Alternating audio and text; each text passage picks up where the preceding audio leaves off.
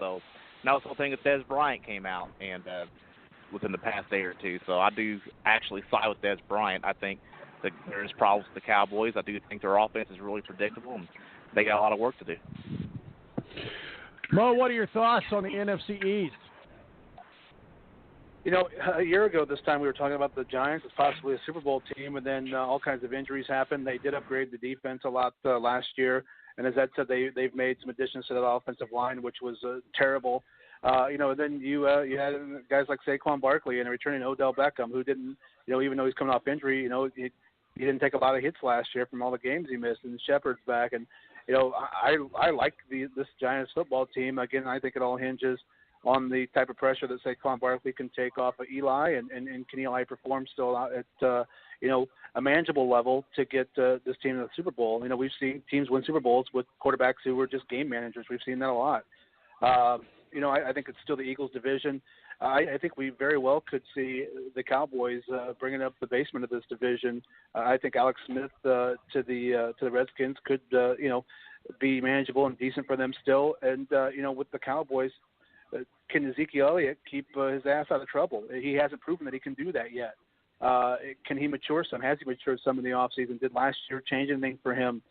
So you know, when a lot of your season hinges on one guy like that, who has been a problem off the field, and not just here but also at Ohio State, you know, that's scary for me, and we could see the Cowboys fall to the basement of that division real quick. We're talking with ed-kracz, beat writer for the Philadelphia Eagles, USA Today, our official NFL contributor, and Mo for the BS Sports Show, and our executive producer, Mr. Rick Riggin. This is The Balance. So glad you could join us on our NFL Preview 2018. All right, Mo, we'll start with you, man. Oh, this is the division that everybody's looking at for a lot of reasons. Andrew Luck and out of the blue, why Andrew Luck was sleeping over the last 2 years, the AFC South was coming alive, was waking, was being rose from the dead. And you've got the Texans, and you've got the Titans, and you got Butler over at the Titans, and you got Deshaun Watson. So many storylines out of the AFC South. I mean, you gotta like the Jaguars. Why they decided to wake up now is bad. I think the Colts are going to have their work cut out for them. We know that. We know what's going on with Luck. We know all the problems with the Colts. Meanwhile, the Titans are getting better. The Jaguars are getting better. The Texans are getting better. And I think everybody's looking at the Jaguars at the Texans in Week 17 as that being one of the key games that people are circling to watch. So as much as I love my Indianapolis Colts, I'm not sure they have enough to win the division, but stranger things have happened. Mo? Well, I mean, the one good thing for the Colts is the fact that Andrew Luck, for better part of a year, hasn't taken any hits, you know, to his body, and I'm sure his body is thankful of that too. The biggest thing is you know, a couple of years ago we were talking about what a terrible division this was, and I think where all these teams jumped ahead, obviously with the play of these young players, but was the front office. So you look at the great drafts that the Jaguars had over the last couple of years, the drafts that the Texans have had, and the Titans have been able to add pieces and draft well. And I think that's where really these three teams have stepped ahead of the Indianapolis Colts, is because of the great front office. When you're terrible, you've got to be able to go in there and draft well and draft good young players and be able to, you know, to put those guys on the field that don't cost you a lot of money, so you can add guys around them who are, you know, good veterans. So that's one thing that I think all three of these teams have done where they've taken a big step ahead of the Colts is in the front office. And it'll be a very competitive division. And I think, you know, we could see another year where the Colts unfortunately bring up the rear of this division,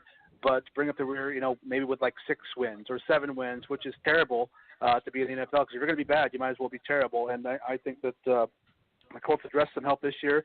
They had a decent draft, but again, I think that this division is a credit to the front office of these other three teams who have really drafted well and taken steps forward. You're absolutely right, Mo. Either be really good or be really bad. That mediocre line is never any good, especially as you're trying to build through the draft.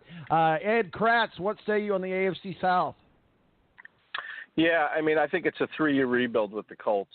You know, they got a little better with this draft, but I just don't. I can't see them finishing ahead of any of those other three teams you mentioned. I mean, those other three teams, they could make a push for the Super Bowl, to be honest. I like what Tennessee has done. The Jags certainly made that push for the Super Bowl last year. And the Texans with Deshaun Watson back, they're certainly in the mix. So, any of those three teams in that division could challenge for the Super Bowl, in my opinion. And the Colts just aren't ready for that yet.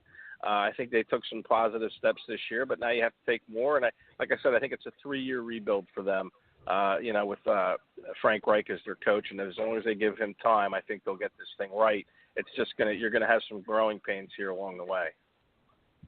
Absolutely. Let the rebuild begin, and I'm all for it. Rick Riggin, well, what say you? Any thoughts on the AFC South? Yeah, I'm just with the other two. It's a broken record, and then we also talked about what adding a running back can do for your team. So we talked about Kamara with New Orleans and Dalvin Cook with Minnesota, and just look at what adding Leonard Fournette did to Jacksonville. We didn't talk about Blake Bortles at all last year, really, just losing games for him because he had a running back that could take a lot of the heat off of him. So I look for Jacksonville to probably do more of the same and then really compete with – I just think Tennessee is a notch below Houston and Jacksonville, in my opinion, but maybe they're right there. I know just signed Delaney Walker or – not Delaney Walker. One of the tight ends, one of the top linemen. Delaney Walker's a tight end. I'm goofy. But anyway, I just think Tennessee's a step down from Houston and Jacksonville, and if Deshaun Watson's 100%, Deshaun Watson and Will Fuller is going to be one of the most dynamic combinations in the NFL this year. Guys, we've got just a few minutes left in our 2018 NFL preview, so we'll just try to get through as much of this as we can before the clock ticks 0 on us. Ed Kracz, AFC North, the Steelers, the Ravens, the Bengals, the Browns. The Steelers ranked with the Patriots and the Eagles as the safest pick, maybe to make it back to the playoffs. But this was the AFC division that sent 3 teams to the playoffs back in 2014. While it might be a long shot, Ed, the North has the best chance of any AFC division to do it again, and I think a lot of people are looking at the Bengals at the Steelers at Week 17. Yeah, I don't see that. I think this division stinks. I mean, aside from the Steelers, the Browns, they'll be better, but are they going to push to win the division? I don't think so. I can't believe the Bengals are still going with Dalton and Marvin Lewis. Is Marvin Lewis still in Cincinnati? Sadly, yeah. I believe so. Yes. He somehow always manages to survive.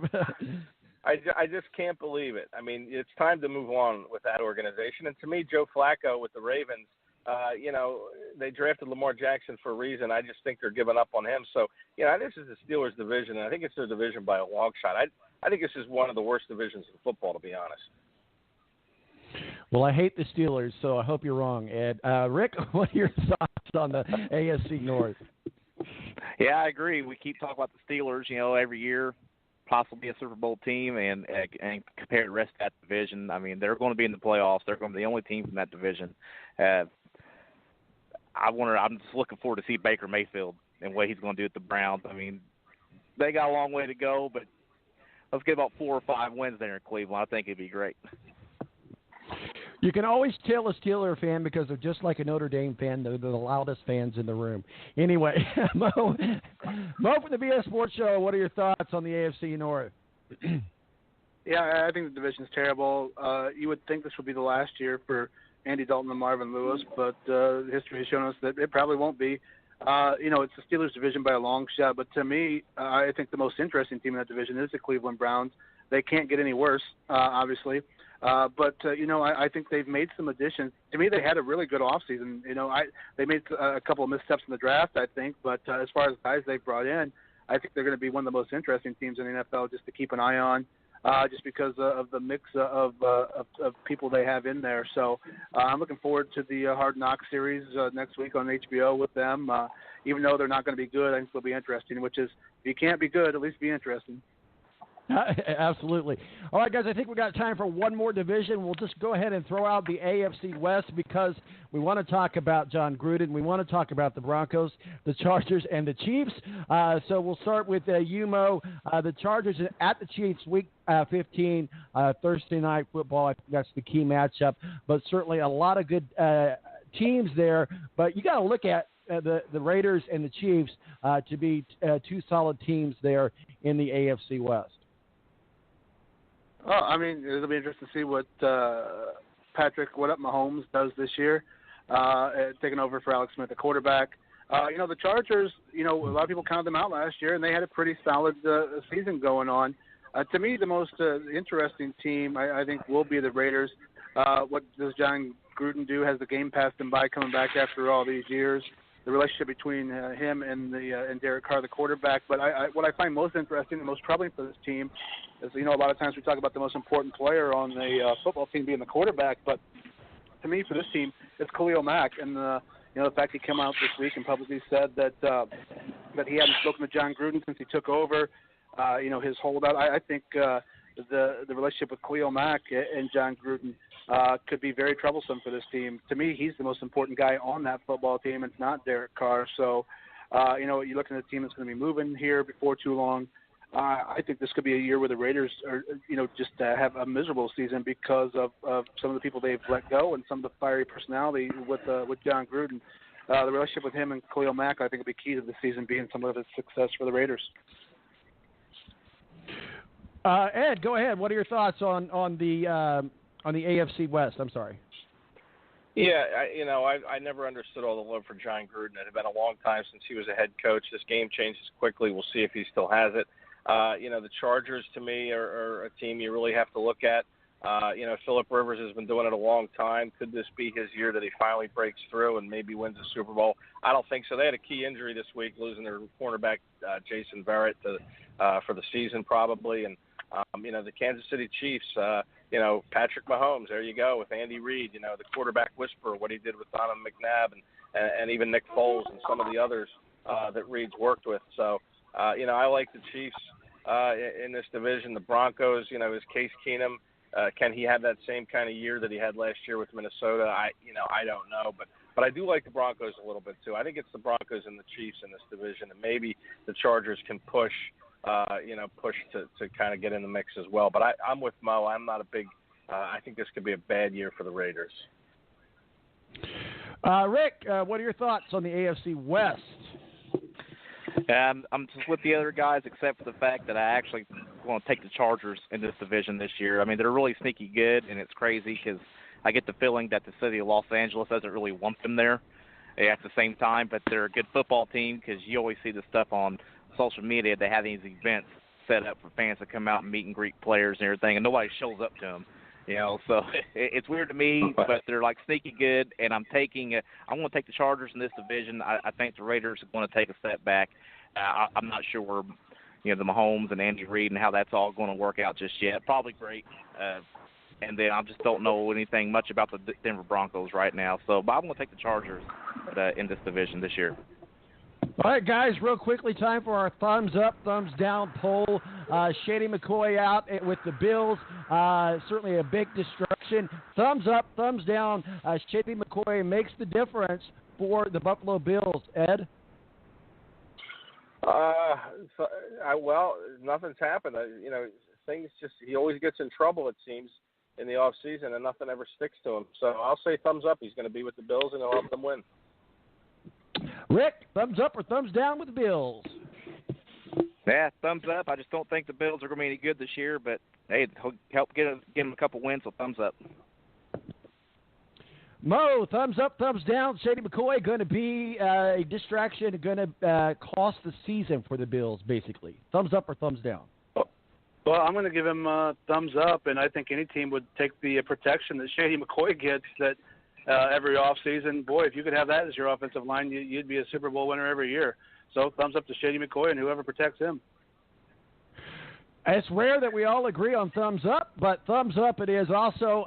As of yet, there's not been any formal charges. The investigation has not panned out to really be much of anything. So until that happens, I'm going to go with thumbs up. Appreciate you joining us, Ed. I know you're down to the beach. Hope you have a great time at the beach where people find your work and your masterpiece to see. Yeah, hit me up on Twitter @Kratze, KRACZE, and that's where you can find my stuff. All right, buddy. Have yourself a good week. We appreciate you. Hey, thanks, guys. Talk to you soon. See you, Ed. Ed Kratz, beat writer for the Philadelphia Eagles, USA Today, our official NFL contributor. Mo from the BS Sports Show. Mo, what are you guys working on this week? And I assume you're covering some Bear action. What are your thoughts? Where can people find your work? I'm leaving the